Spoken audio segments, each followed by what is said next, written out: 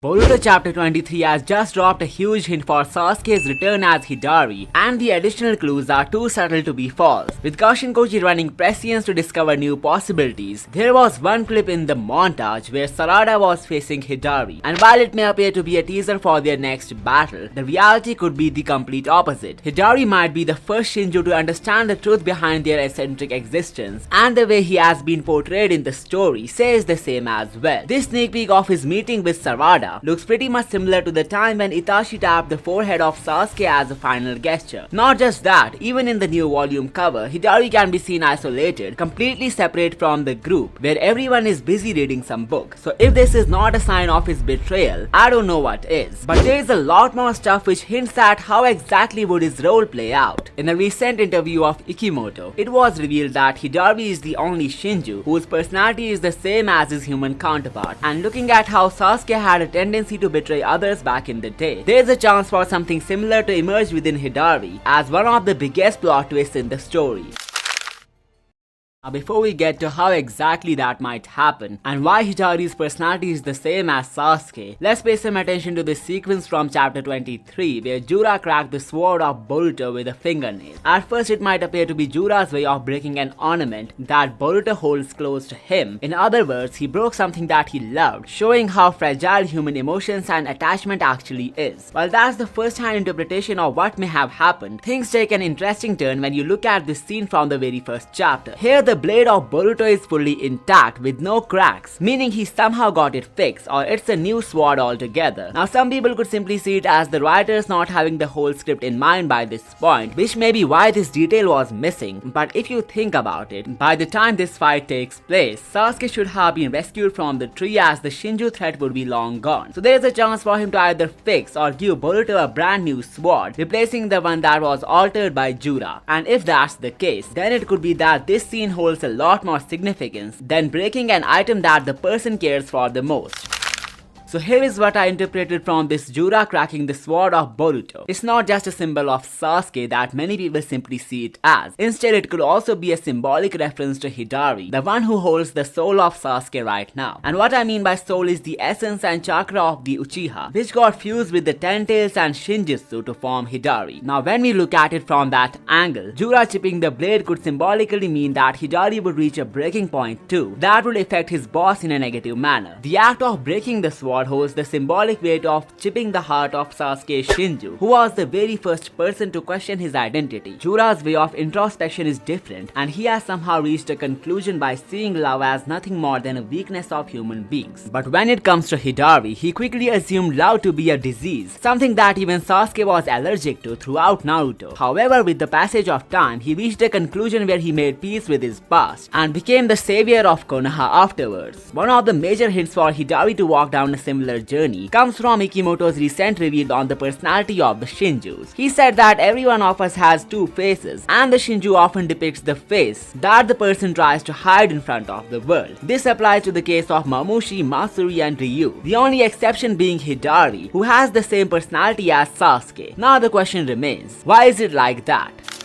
Well, there are two possibilities for this to be the case. First off, it could be that he was able to get away from the curse of a different personality, cause Sasuke never had another face to begin with. After redeeming his sins by deciding not to get a second arm, he stayed true to his morals and mission, never letting anything get in his way, which might have shaped his Shinju in a similar manner. The other possibility comes from the fact that Hidari was the only Shinju who got revived through the soul thorn, and maybe the revival caused him to be more like Sasuke, refreshing his soul through the black box, a possibility which might trouble Jura since he didn't account for it. What's interesting is that we would never be able to figure out if the revival actually has some effect on the Shinju's personality, as the chances for another one of them to revive is pretty low. Well, regardless of the reason, one thing is clear that Hidari has the most amount of tendency to become a unique Shinju, most likely the one who would betray the group altogether. Now let's take a look at this sequence where Hidari can be seen doing the itachi gesture on Sarada. It seems like I had called it out almost 2 years ago in this video. Hidari was destined to go through the most unique and strange development, not just because of his different demeanor, thought process or the essence of Sasuke, but also because all of it was going to aid in the development of Sarada. Now this is where it gets interesting. Sarada has her Mangekyou Sharingan active in this panel, and not to forget it was only because of this eye that Sasuke decided to trust her word on Boruto's innocence, so it might also act as a proof to Hidari in his journey of finding his true self. But while the most basic assumption would be something like him giving his thorn soul to Sarada after getting to know about the ugly truth behind his existence. But what if love actually becomes a disease in this scenario, which ends up making things a lot more complex? Like if Hidari starts to unlock the memories of Sasuke on top of his personality, then it would be really hard for Sarada to choose one of them once he becomes a trustworthy ally. Think of it as having two people whom you equally love the most, but deep down you know that only one of them is real and the other one is the clone. The most puzzling part of the story could come from Hidari's tendency to help the shinobi, even after knowing that he would have to end his life in one way or another. And by the time he would get too close to Sarada, he would finally prove his point about love being a disease. Even though Sarada only loved her father, this cloning process and the redemption of the Shinju could make her fall to this unexpected deception. It begins with Hidari unlocking the memories and personality of Sasuke, hence he may start acting like him too. But only after, when it comes to him having to give up on his life, Sarada would realize that her real father has no memory of what he did as Hidari, which would make her dwell with this secret forever. So even though it's a very interesting possibility, let's not complicate it too much by diving into the details, and let's get straight to when exactly would this face-off take place. So the visions of Koji have teased a total of 3 different fights: Jura vs Kawaki, Demon vs Mamushi, and Sarada vs Hidari. Looking at how it took 4 chapters for the omnipotence to take place after it was teased in chapter 75, it can be concluded that we would again see these futures coming true in the next 5 chapters. With Sarada having the Mangekyou active, we can conclude that there will be a fight between her and Hidari, and that's what could eventually lead to his potential redemption. Just like how the Mangekyou acted as the trigger to make Sasuke have faith in his daughter, it might also be the trigger to unlocking the memories of Hidari from previous lives. The fact that his personality is same as Sasuke makes it an even greater possibility. Hidari could instinctively react to the Mangekyou, and since it will be the first time for him to see an eye like this, yet knowing the ins and outs of it could make him question himself about the origin of these memories, and that could be the point which would change him. He might ask Sarada something in the lines of why the shinobi are after the soul thorn bulb, and after she tells him the true reasons involved, everything would be clear to him. The Shinjus have been stealing the life of other individuals, and that's why their existence doesn't make any sense. They were not supposed to be born in the natural pathway of existence. The only reason they were born was because the mindless Clawgrimes decided to devour a prey. In other words, their eccentric birth was an outcome of unexpected events which had never happened in history before. It could even be that Jura himself chose the worthy humans for Shinju evolution, as there were people like Soegi who did not become a Shinju. Also, before the birth of Ryu, Suri had wished for Shinki to join them, which means his emergence in the group was not absolute. Instead, it was a matter of chance. So Sasuke turning a Shinju clone could have something to do with his strong abilities, but little did Jura know that one of his comrades would alienate from the mission by digging deep into his identity crisis. Hidari had proposed the question of his identity to Jura in the beginning, but the Shinju asked him to not bother about that. Yet it seems like there would soon come a time when he would realize that he's not Hidari, it's just a mask that he's wearing. In reality, he is Sasuke Uchiha, and that's why his instincts tell him to devour the person whom he cared for the most. Now when we look at this new volume cover, there's an obvious hint for Hidari's betrayal. As you can see, all the Shinjus are busy in reading the book, which is held by Jura, but Hidari stands apart from the rest, with his eyes fixed in a completely different direction. The book here could symbolize the knowledge or enlightenment that the Shinju are trying to gain by devouring their target. They are obsessed with information, and that's what makes them curious enough to walk down the journey of liberation. But when it comes to Hidari, he seems to have already figured out the knowledge that the Shinju are seeking. It's the acknowledgement of their existence being an accident and not something that was meant to happen, and this is why he can be seen standing apart from the group here. He already knows the reason which is pushing them to devour their targets is actually their answer to everything. I'm talking about love, which is not a disease but a set of emotions and bonds that their human counterparts have formed with some specific individuals. Eliminating those people would eliminate their possibility of true enlightenment, and the fact that they never bother to find out what causes their instincts to react like this makes it so much worse. So Hidari being the only one to surrender himself to the shinobi or help them in defeating Jura is a very strong possibility. But what's even crazier is that after Sasuke comes back to life, he could have his entire body healed, which includes his arm and the Rinnegan. So here is how I think that could happen.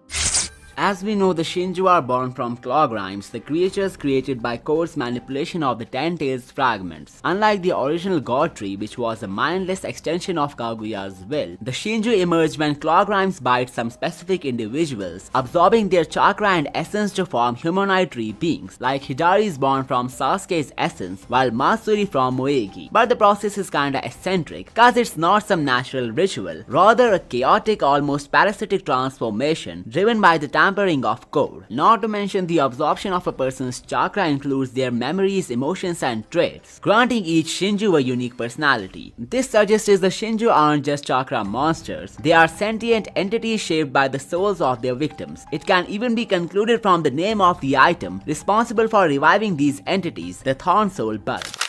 Now there are several reasons for me to believe that Sasuke will get his arm and Rinnegan back. So first let's start with the tree that has trapped him at the moment.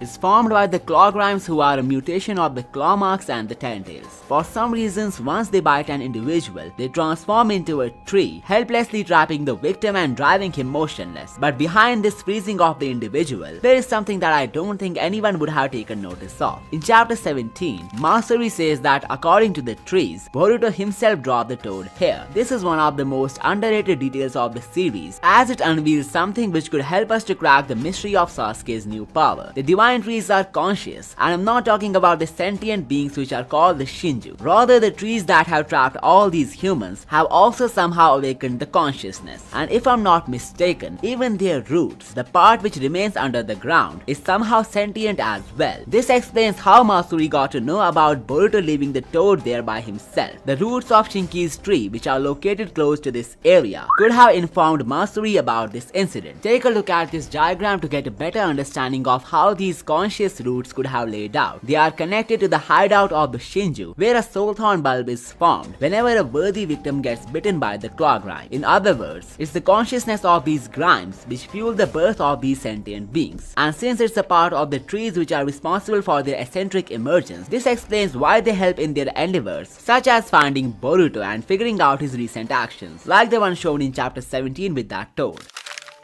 So this proves a few things. The Shinju have a way greater advantage over the Shinobi and Boruto. Their trees act as informers for real-time events, and since they all are connected through the Tentail's essence, everything which happens around the proximity of any of these trees somehow gets revealed to the Shinju. Now there are some like Matsuri and Jura who are good at communicating with them, while the others like Ryu likely lack this skill, as evident in this panel. So the tree of Sasuke must have been conscious while transferring his essence for Hidari's creation. This means it was the will of the tree to create Hidari, which is why he was born. So if for some reasons the tree did not want to create him, Sasuke would have never gotten a Shinju avatar. The proof lies in the second chapter of Two Blue Vortex, where we saw claw grime biting an ordinary shinobi. We never got to see a Shinju avatar of this character, which only meant one thing. The trees did not want a weak Shinju to emerge. That's why the clone of the shinobi was never formed. In other words, they can decide the people worthy of becoming a Shinju. So this raises the question,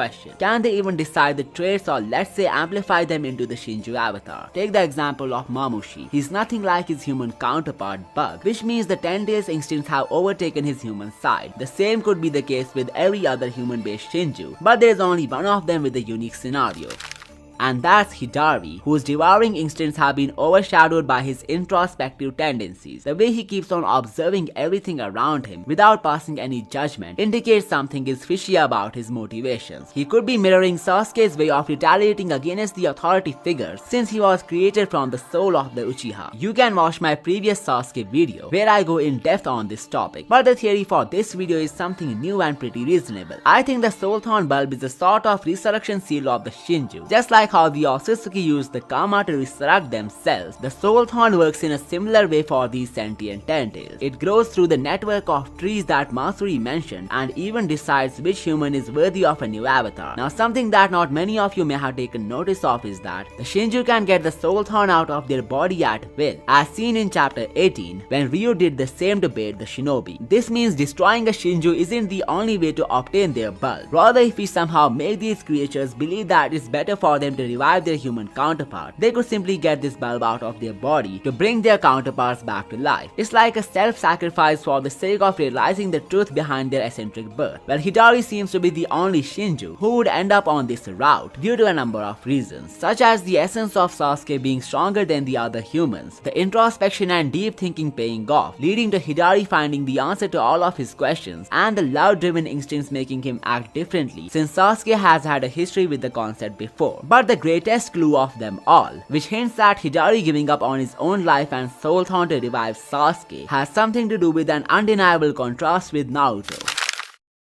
You may be familiar with how Naruto and Sasuke's journeys are like two sides of the same coin, full of moments that echo each other. Like in the Forest of Death, Naruto briefly taps into the Nine-Tails chakra to overpower the snake summoned by Orochimaru, while Sasuke activates his two-tomo Sharingan to better perceive the killing intent as well as the movements of the enemy. During the training for the Chunin exam's final round, Naruto learns the summoning jutsu under Jiraiya's guidance, while Sasuke masters the Chidori, a piercing lightning technique with Kakashi's mentorship. At the Valley of the End, Naruto manifests the One-Tail Chakra Cloak from the Nine-Tails, while Sasuke fully activates his Curse Mark level 2, enhancing his speed and power, leading to a climatic Rasengan vs Chidori collision. During the time skip, Naruto hones his ninja fundamentals and bonds with Jiraiya, learning techniques like the Big Ball Rasengan, while Sasuke trains under Orochimaru, refining his Sharingan, swordsmanship and lightning techniques like the Chidori. Then Naruto develops the Rasen Shuriken, a spinning chakra blade that damages at a very cellular level, while Sasuke creates Kirin, a devastating lightning technique that harnesses natural storms. We then have Naruto mastering the Sage mode at Mount Myoboku, while Sasuke awakens the Mangekyou Sharingan after Itachi's death. During the Fourth Great Ninja War, both of them receive blessings from the Sage of the Six Paths, with Naruto attaining the Six Paths Sage mode with Divine Chakra and Truth-Seeking Orbs, while Sasuke awakens the Rinnegan, granting him formidable dimensional and space-time abilities. Even in Two Blue Vortex, their intertwined destinies continue, with Naruto being sealed in a timeless dimension by Kawaki, while Sasuke is imprisoned within a Shinju tree. Now the next similarity that I have figured out will not only solidify the redemption theories of Hidari, but could also make a way for Sasuke's new power-up.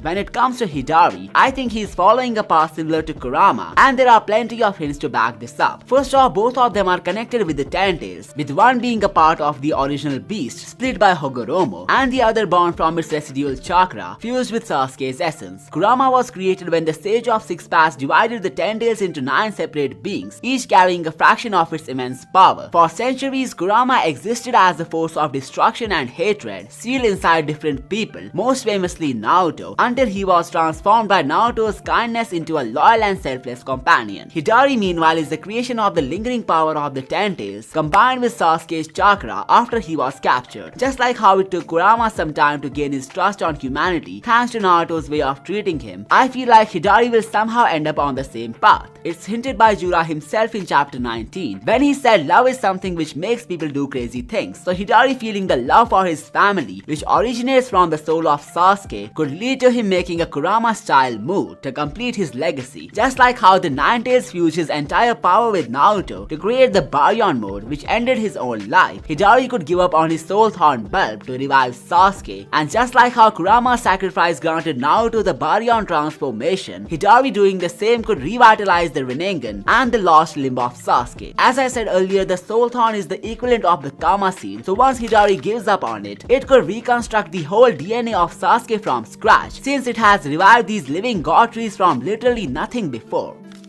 Another major reason for me to believe in this Kurama analogy has something to do with how some past events took place. Sasuke and Naruto lost their precious powers around the same time in the exact same place, while Kurama returned to power up Naruto's child. In Sasuke's case, the Rinnegan might return after his beast avatar finds his resolve. The same resolve that he mentioned in his conversation with Boruto in chapter 69 could have been passed down to Hidari through the Shinju transformation. Sasuke's Rinnegan had already become a big nuisance to every Otsutsuki he fought before, meaning that it's definitely handy in fighting such threats. And in order for him to join Boruto against the future enemies, the return of the Rinnegan is truly important. The way his arm and eye have been concealed within the tree also indicates that the healing process of the tree might have begun. Otherwise, there is no reason for Kishimoto to draw him like this. The Biju have shown some of their regeneration powers at multiple occasions throughout Naruto, from the wound healing abilities of the Nine Tails to the Suido immortality and rapid regeneration of the Ten Tails. However, despite the healing abilities of the Jubi vessels, there seems to be some limitations involved, as the broken body parts might require some other solutions like the white Zetsu. We have seen this in case of Obito, and since we now have other white creatures who originate directly from the Ten Tails, I believe the Clawgrimes also have some regeneration powers which only trigger when they become one with a certain individual. In other words, after transforming their victim into a tree. The transformative ability hints at a biological mechanism that could theoretically interact with the physiology of a host. Assuming the Clawgrimes carry Hashirama-like cellular properties due to their Ten-Tails origin and potential Shibai DNA from the Shinjutsu of Code, then their bite could theoretically introduce restorative cells into Sasuke's body. Being sealed in the tree might amplify this process, as the Ten-Tails chakra could act as a catalyst, restructuring Sasuke's entire body. While it's true that the tree drains chakra rather than enhancing the victim, so regeneration might only take place once the soul thorn enters the tree, similar to how an Otsutsuki revives after the karma extraction process is complete.